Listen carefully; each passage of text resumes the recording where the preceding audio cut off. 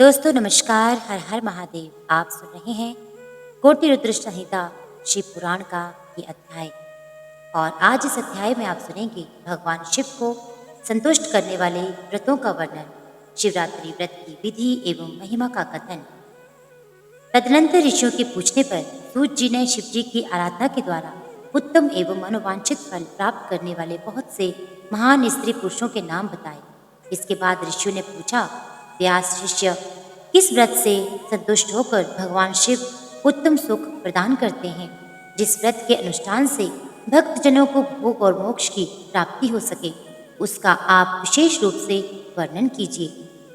सूत जी ने कहा, महर्षियों, तुमने जो कुछ पूछा है वही बात इसी समय ब्रह्मा, विष्णु तथा पार्वती जी ने भगवान शिव से पूछी थी। इसके उत्तर में शिव जी ने जो कुछ कहा वह मैं तुम लोगों को बता रहा हूँ। भगवान शिव बोले, मेरे बहुत से व्रत हैं जो भोग और मोक्ष प्रदान करने वाले हैं।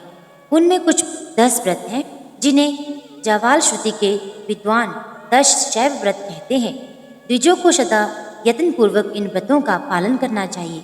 हरे, प्रत्येक अष्टमी को केवल रात में ही भोजन करें। विशेषता कृष्ण पक्ष की अष्टमी को भोजन का सर्वथा त्याग कर दें। शुक्ल पक्ष की एकादशी को भी भोजन छोड़ दें, किंतु कृष्ण पक्ष की एकादशी को रात में भोजन करने के पश्चात भोजन किया जा सकता है।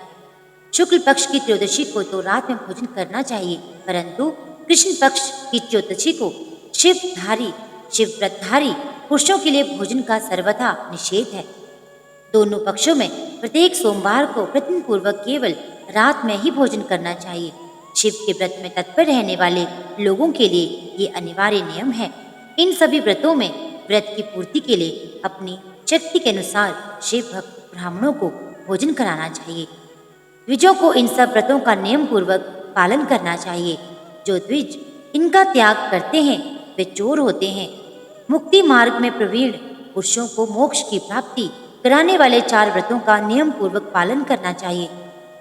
वे 4 व्रत इस प्रकार हैं: भगवान शिव की पूजा, रुद्र मंत्रों का जप, शिव मंदिर में उपवास तथा काशी में मरण, ये मोक्ष के सनातन मार्ग हैं। सोमवार की अष्टमी और कृष्ण पक्ष की चतुर्दशी, इन 2 तिथियों को उपवास पूर्वक व्रत रखा जाए तो वह भगवान शिव को संतुष्ट करने वाला होता है। इसमें अन्यथा विचार करने की आवश्यकता नहीं है। अरे, इन चारों में से शिवरात्रि का व्रत ही सबसे अधिक बलवान है। इसलिए भोग और मोक्ष रूपी फल की इच्छा रखने वाले लोगों को मुख्यतः उसी का पालन करना चाहिए। इस व्रत को छोड़कर दूसरा कोई मनुष्य के लिए हितकारक व्रत नहीं है। ये व्रत सबके लिए धर्म का उत्तम साधन है। निष्काम अथवा साकाम भाव रखने वाले सभी मनुष्यों, वर्णों, आश्रमों, स्त्रियों, बालकों, दासों, दासियों तथा देवता आदि सभी देहधारियों के लिए ये व्रत हितकारक बताया गया है। माघ मास के कृष्ण पक्ष में शिवरात्रि तिथि का विशेष महात्म्य बताया गया है। जिस दिन आधी रात के समय तक वह तिथि विद्यमान हो, उसी दिन उसे व्रत के लिए ग्रहण करना चाहिए। शिवरात्रि करोड़ों हत्याओं के पाप का नाश करने वाली है। केशव, उस दिन सवेरे से लेकर जो कार्य करना आवश्यक है उसे प्रसन्नता पूर्वक तुम्हें बता रहा हूँ। तुम ध्यान देकर सुनो। बुद्धिमान पुरुष सवेरे उठकर बड़े आनंद के साथ स्नान आदि नित्य कर्म करे, आलस्य को पास न आने दे। फिर शिवालय में जाकर शिवलिंग का विधिवत पूजन करके मुझ शिव को नमस्कार करने के पश्चात उत्तम रीति से संकल्प करे। देव देव महादेव नीलकंठ, आपको नमस्कार है। देव, मैं आपके शिवरात्रि व्रत का अनुष्ठान करना चाहता हूँ। देवेश्वर, आपके प्रभाव से ये व्रत बिना किसी विघ्न बाधा के पूर्ण हो और काम आदि शत्रु मुझे पीड़ा न दे। ऐसा संकल्प करके पूजन सामग्री का संग्रह करें और उत्तम स्थान में जो शास्त्र प्रसिद्ध शिवलिंग हो उसके पास रात में जाकर स्वयं उत्तम विधि विधान का संपादन करें। फिर शिव के दक्षिण या पश्चिम भाग में सुंदर स्थान पर उनके निकट ही पूजा के लिए संचित सामग्री को रखें। तदनंतर श्रेष्ठ पुरुष वहां फिर स्नान करे। स्नान के बाद सुंदर वस्त्र और उपवस्त्र धारण करके 3 बार आचमन करने के पश्चात पूजन आरंभ करे। जिस मंत्र के लिए जो द्रव्य नियत हो उस मंत्र को पढ़कर उसी द्रव्य के द्वारा पूजा करनी चाहिए। बिना मंत्र के महादेव जी की पूजा नहीं करनी चाहिए। गीत, वाद्य, नृत्य आदि के साथ भक्ति भाव से संपन्न हो रात्रि के प्रथम प्रहर में पूजन करके विद्वान पुरुष मंत्र का जप करे। यदि मंत्रज्ञ पुरुष उस समय श्रेष्ठ पार्थिव लिंग का निर्माण करे, नित्य कर्म करने के पश्चात लिंग का पूजन करे। पहले पार्थिव बनाकर पीछे उसकी विधिवत स्थापना करे। फिर पूजन के पश्चात नाना प्रकार के स्तोत्रों द्वारा भगवान विष्णुध्वज को संतुष्ट करे। बुद्धिमान पुरुष को चाहिए कि उस समय शिवरात्रि व्रत के महात्म्य का पाठ करे। श्रेष्ठ भक्त अपने व्रत की पूर्ति के लिए उस महात्म्य को श्रद्धापूर्वक सुने। रात्रि के चारों प्रहरों में 4 पार्थिव लिंगों का निर्माण करके आवाहन से लेकर विसर्जन तक क्रमशः की पूजा करे और बड़े उत्सव के साथ प्रसन्नतापूर्वक जागरण करे। प्रातःकाल स्नान करके पुनः वहां पार्थिव शिव का स्थापन और पूजन करे। इस व्रत को पूरा करके हाथ जोड़ मस्तक झुकाकर बारंबार नमस्कार पूर्वक भगवान शंभु से इस प्रकार प्रार्थना करें। महादेव, आपकी आज्ञा से मैंने जो व्रत ग्रहण किया था स्वामिन, वे परम उत्तम व्रत पूर्ण हो गया, अतः अब उसका विसर्जन करता हूँ। देवेश्वर सर्व यथाशक्ति किए गए इस व्रत से आप आज मुझ पर कृपा करके संतुष्ट हो। तत्पश्चात शिव को पुष्पांजलि समर्पित करके विधि पूर्वक दान दे। फिर शिव को नमस्कार करके व्रत संबंधी नियम का विसर्जन कर दे। अपनी शक्ति के अनुसार शिव भक्त ब्राह्मणों विशेषता सन्यासियों को भोजन कराकर पूर्णतया संतुष्ट करके स्वयं भी भोजन करे। अरे, शिवरात्रि को प्रत्येक प्रहर में श्रेष्ठ शिव भक्तों को जिस प्रकार विशेष पूजा करनी चाहिए उसे मैं बताता हूँ, सुनो। प्रथम प्रहर में पार्थिव लिंग की स्थापना करके अनेक सुंदर उपचारों द्वारा उत्तम भक्ति भाव से पूजा करे। पहले गंध पुष्प आदि 5 द्रव्यों द्वारा सदा महादेव जी की पूजा करनी चाहिए। उस द्रव्य से संबंध रखने वाले मंत्र का उच्चारण करके पृथक पृथक वह द्रव्य समर्पित करें। इस प्रकार द्रव्य समर्पण के पश्चात भगवान शिव को जलधारा अर्पित करें। विद्वान पुरुष चढ़े हुए द्रव्यों को जलधारा से ही उतारे। जलधारा के साथ 108 मंत्र का जाप करके वहां निर्गुण सगुण रूप शिव का पूजन करें।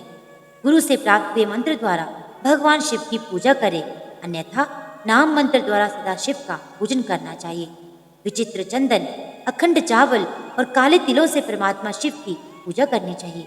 कमल और कनेर के फूल चढ़ाने चाहिए। 8 नाम मंत्रों द्वारा शंकर जी को पुष्प समर्पित करें। वे 8 नाम इस प्रकार हैं: भव, शर्व, रुद्र, पशुपति, उग्र, महान, भीम और ईशान। इनके आरंभ में श्री और अंत में चतुर्थी विभक्ति जोड़कर श्री भवाय नमः इत्यादि नाम मंत्रों द्वारा शिव का पूजन करें। पुष्प समर्पण के पश्चात धूप दीप और निवेदन करना चाहिए। पहले प्रहर में विद्वान पुरुष निवेद्य के लिए पकवान बना ले। फिर श्रीफल युक्त विशेषार्घ्य देकर तांबूल समर्पित करें। तदनंतर नमस्कार और ध्यान करके गुरु के द्वारा दिए हुए मंत्र का जप करें।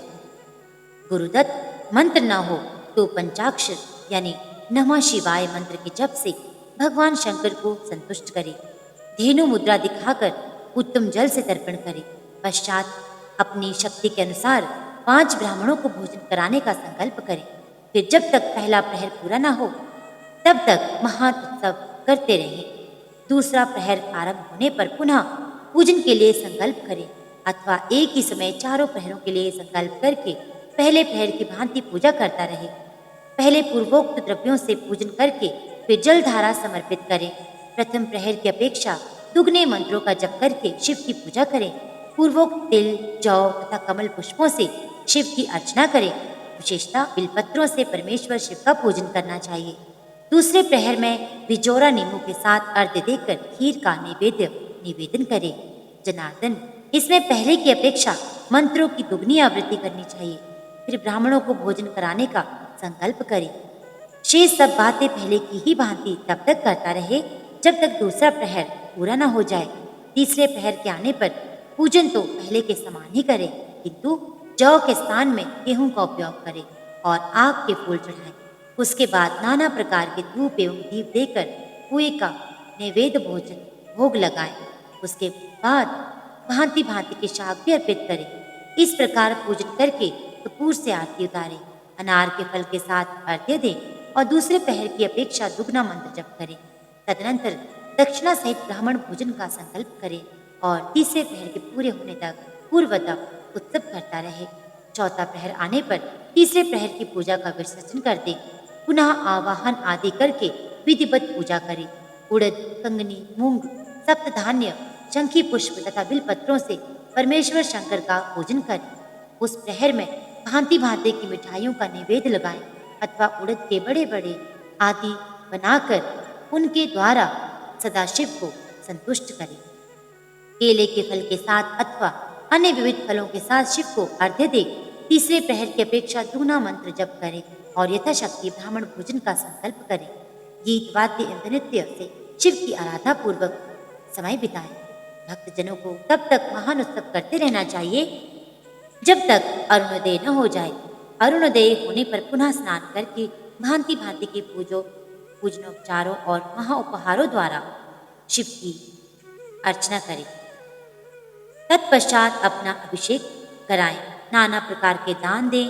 प्रहर की संख्या के अनुसार ब्राह्मणों तथा सन्यासियों को अनेक प्रकार के भोज्य पदार्थों का भोजन कराएं।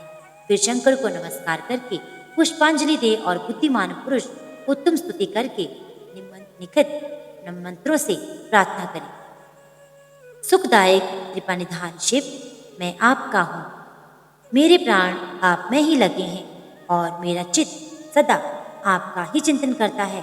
ये जानकर आप जैसा उचित समझे वैसा करें। भूतनाथ, मैंने जानकर या अनजान में जो जप और पूजन आदि किया उसे समझकर दया सागर होने के नाते ही आप मुझ पर प्रसन्न हो। उस उपवास व्रत से जो फल प्राप्त हुआ हो उसी से सुखदायक भगवान शंकर मुझ पर प्रसन्न हो। महादेव, मेरे कुल में सदा आपका भजन होता रहे। जहाँ के आप इष्ट देवता ना हो उस कुल में मेरा कभी जन्म ना हो। इस प्रकार प्रार्थना करने के पश्चात भगवान शिव को पुष्पांजलि समर्पित करके ब्राह्मणों से तिलक और आशीर्वाद ग्रहण करें। तदनंतर शंभु का विसर्जन करें। जिसने इस व्रत को पालन किया उससे मैं दूर नहीं रहता। इस व्रत के फल का वर्णन नहीं किया जा सकता। मेरे पास ऐसी कोई वस्तु नहीं है जिसे शिवरात्रि व्रत करने वाले के लिए मैं दे डालूं या न दे डालूं। जिसके द्वारा अनायास से इस व्रत का पालन हो गया उसके लिए भी आवश्यक ही मुक्ति का बीज बो दिया गया। मनुष्य को प्रतिमास भक्तिपूर्वक शिवरात्रि व्रत करना चाहिए। तत्पश्चात इसका उद्यापन करके मनुष्य सांगोपांग फल लाभ करता है। इस व्रत का पालन करने में मैं शिव निश्चय ही उपासक के समस्त दुखों का नाश कर देता हूँ और उसे भोग मोक्ष आदि संपूर्ण मनोवांछित फल प्रदान करता हूँ। सूक्त जी कहते हैं, महर्षियों, भगवान शिव का ये अत्यंत हितकारक और अद्भुत वचन सुनकर श्री विष्णु अपने धाम को लौट गए। उसके बाद उस उत्तम व्रत का अपना ही हित चाहने वाले लोगों में प्रचार हुआ। किसी समय केशव ने नारद जी से भोग और मोक्ष देने वाले इस दिव्य शिवरात्रि व्रत का वर्णन किया था। तो दोस्तों, यहीं पे ये अध्याय भी पूर्ण होता है। आने वाले अध्याय में आप सुनेंगे शिवरात्रि व्रत के उद्यापन की कथा। दोस्तों, सनातन धर्म से जुड़ी इन कथा कहानियों को अधिक से अधिक लोगों तक पहुंचाने के लिए इन्हें लाइक और शेयर करना बिल्कुल न भूलिएगा।